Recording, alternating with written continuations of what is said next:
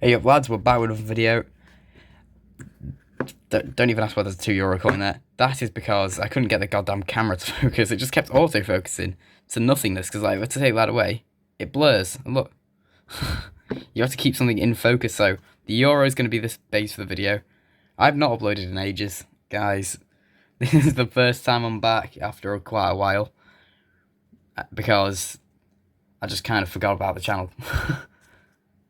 I tried to upload just a complete marathon of headphones, but YouTube copyright striked it because it had the Rolling Stones the last time playing through them. Lovely. So today we're looking at a watch collection. From the crappiest of the crap to the greatest of the great. Let's start off with the crap stuff. The Loris. The Lumbrite, it's a pretty... Yeah, it was made in China, obviously. It's terrible. I have no words for this. It feels machined. It feels sharp and horrible. This is really, really loose. It has no tension on it whatsoever. Never buy one of these. They're absolute dog crap. I don't know why Loris decided it was a good idea to make such a horrible watch, but get out of town. Then let's go up to... Do you know what? This isn't even meant to be a good watch, yet it's better than the Loris. This is just a limited edition Star Wars one. I like those odds, Mandalorian. Not really much to say about that. It's not meant to be a really good watch. Then we'll go to this fella. This is a Casio, absolutely brilliant. This was the kind of the thing that sparked the whole collection. And you got the little illuminator thing, which of course lights up naff all of it.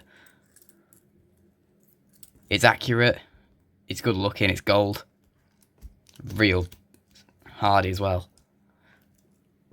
And it looks good on anyone, honestly. Whether you're giant, you're tiny. This'll still look brilliant. We've got this fella. This costs a bit less than that Casio I just showed off. But this is another Casio Royale.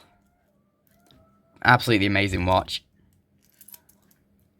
You've got the time at the top in analog, you've got the time in digital, and you've got a world map showing you where the time zone is set, and you can set multiple time zones on it. This watch just absolutely James Bonds about. It looks very much like the Seiko from James Bond, and it kind of peels it off a bit, but it's Casio, you can't complain. They've built it, and it's amazing. Then you've got the Wave Scepter. I absolutely love this watch. It is literally just radio. It takes in radio from the satellite, and then it sets the time itself. It's almost as durable as a G-Shock, and it can go 100 meters underwater. I've worn this to loads of places. I've worn this up map. I've worn this going up cliffs. I've worn this in the swimming pool. It's brilliant. Oh, this is a good one. Okay, this is a Breitling, and I'm not gonna fool you guys here. It's fake. This is not meant to be a good watch, but for what it is, I don't even mind it.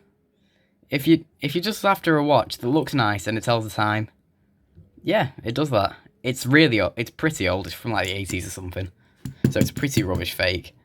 But don't buy these, because all you're doing is hurting the actual brand.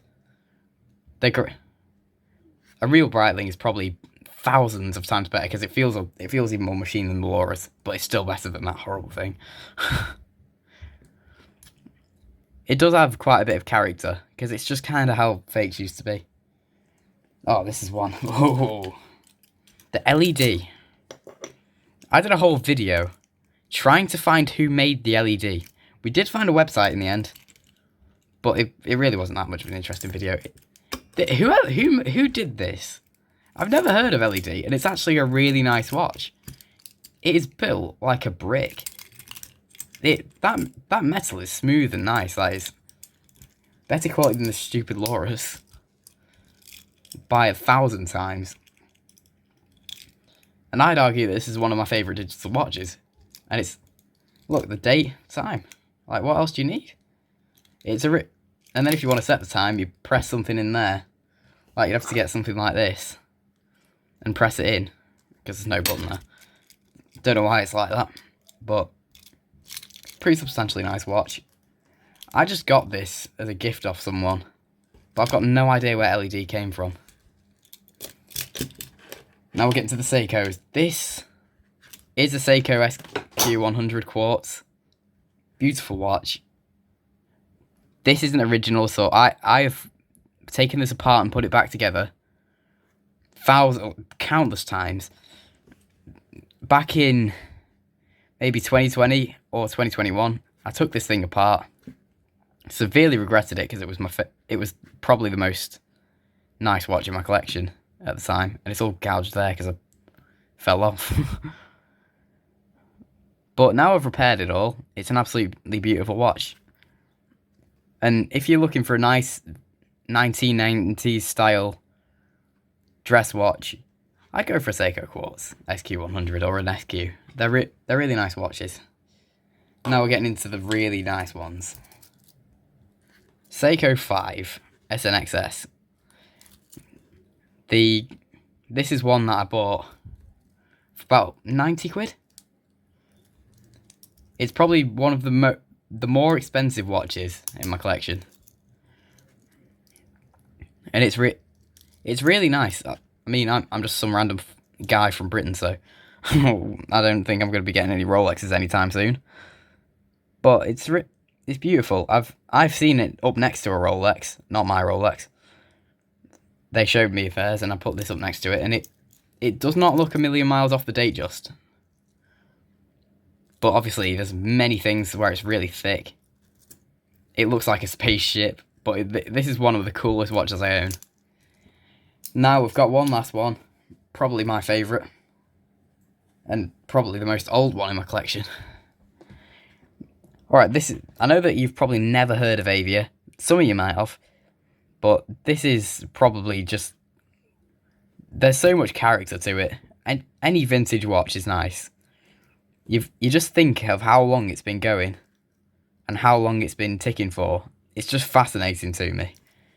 The glass profile in there, you just spin it around and you get some really nice angles because of the magnified glass there. And then the curved hands of the curved face just make it all look really nice on your wrist. And this is simplistic. It tells the time easy. It winds perfectly. And I would say, by far, this is the favourite watch in my collection. And it will be for quite a long time unless I find one better. So, anyway guys, that was quite the video. Jesus Christ. Oh, this was a mental video, guys. I will try and churn out more content. This was quite a mad one. Have a good one. See you all later.